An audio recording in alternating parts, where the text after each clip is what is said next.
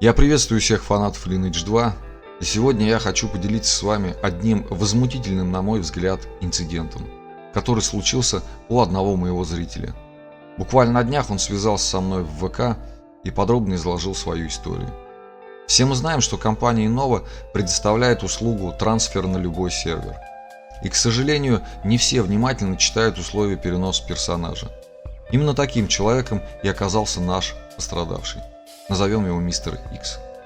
Дело в том, что одно из условий трансфера гласит, что Адена сверх лимитов 300 миллиардов не переносится.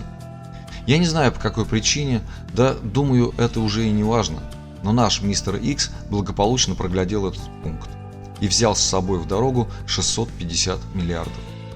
Ну и как многие, наверное, уже догадались, на другой сервер переехало всего 300 миллиардов.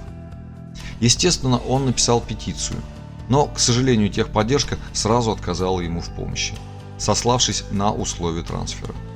Я не знаю, как вам, но лично для меня 350 миллиардов, а именно столько Адена не досчитался наш Мистер X, это очень приличная сумма. Почему, на мой взгляд, этот инцидент является крайне возмутительным? Во-первых, я понимаю, что это не прописано в правилах переноса, но те сотрудники, которые осуществляли трансфер, как минимум могли бы хотя бы на время приостановить ему переезд. Если эта процедура производится в автоматическом режиме, в чем я очень сильно сомневаюсь, то неужели так сложно сделать, что в случае несоблюдения условий трансфер не осуществляется? Всегда нужно учитывать человеческий фактор, особенно по отношению к клиенту, который вдобавок еще и платит за эту услугу. Все мы люди, и нам свойственно ошибаться. Ну а если уж и произошла такая неприятная история, то могли бы хотя бы пойти навстречу и, к примеру, откатить его персонажа со всем барахлом на старый сервер. А наказанием за его невнимательность была бы плата за трансфер. Это все равно куда меньше, чем потерять 350 миллиардов. Во-вторых, я не понимаю, чем руководствуются сотрудники Innova, когда решают подобные вопросы. Похожий случай о невнимательности, именно о невнимательности, произошел с одним моим хорошим знакомым, когда он синтезировал свой плюс 9 артефакт. Если кто не знает, то для его синтеза нужно 2 плюс 3 артефакта. Но на его беду у него в инвентаре оказался еще плюс 8 артефакт, который он по невнимательности запихнул вместо плюс 3 и успешно синтезировал. Он также написал петицию, но в его случае техподдержка пошла ему навстречу и вернула плюс 8 артефакт взамен плюс 3. Возникает вопрос, почему одних Innova наказывает за невнимательность, а других нет? Поймите меня правильно, я очень рад, что этому человеку вернули плюс 8 артефакт.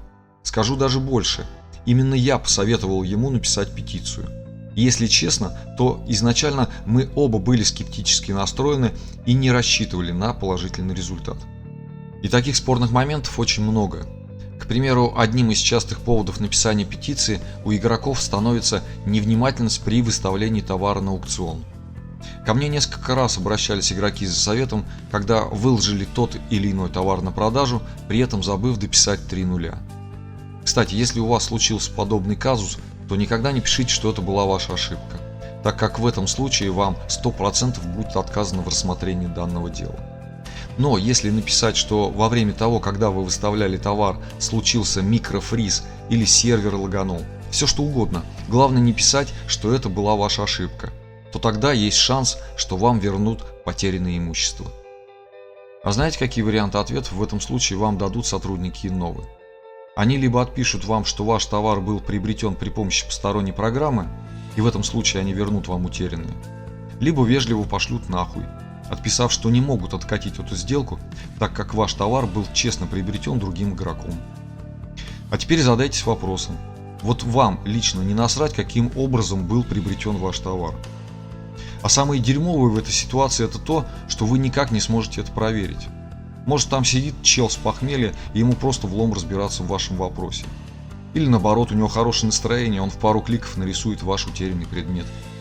Исходя из всего вышеперечисленного, хочу сказать, что я не вижу последовательности в действиях техподдержки. И это меня сильно печалит. Складывается такое впечатление, что когда вы отправляете петицию, то начинается игра в русскую рулетку под названием «Кому сегодня достанется моя петиция?».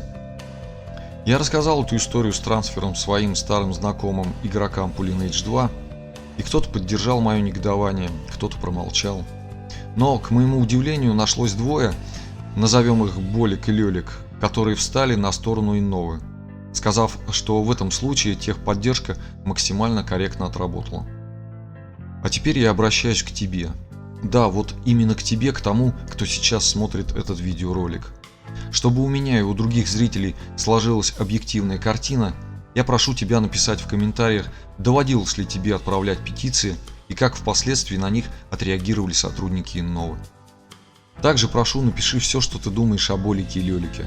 Я уверен, что они это все прочитают, и, возможно, благодаря именно тебе сотрудники Инновы и такие, как Болик и Лёлик, изменят свое мнение о работе техподдержки. Или, возможно, ты напишешь, что это я старый маразматик и чего-то не понимаю.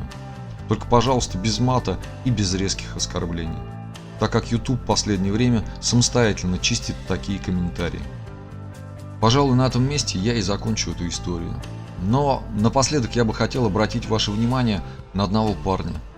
Его зовут Михаил, и у него первая группа инвалидности ДЦП. Практически единственным его развлечением являются компьютерные игры. И одна из них, конечно же, Lineage 2.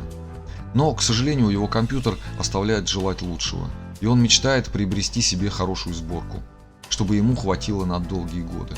Ну вот, мечта у человека такая. Если кто-то решит помочь ему в этом нелегком деле, то все ссылки на него вы найдете в описании к видео. Что касаемо моего глада, некоторые игроки заметили, что на какое-то время я выбыл из игры, то с ним все нормально. Правда, немного прогорело кресло после последней заточки, но об этом я, скорее всего, расскажу в следующем ролике.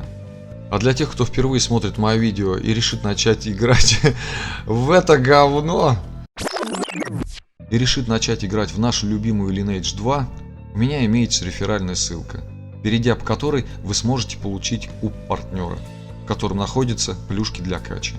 Вся информация будет в моем закрепленном комментарии. На сегодня это все. Как всегда, ваш Глад Ампутация. Всем удачи и пока.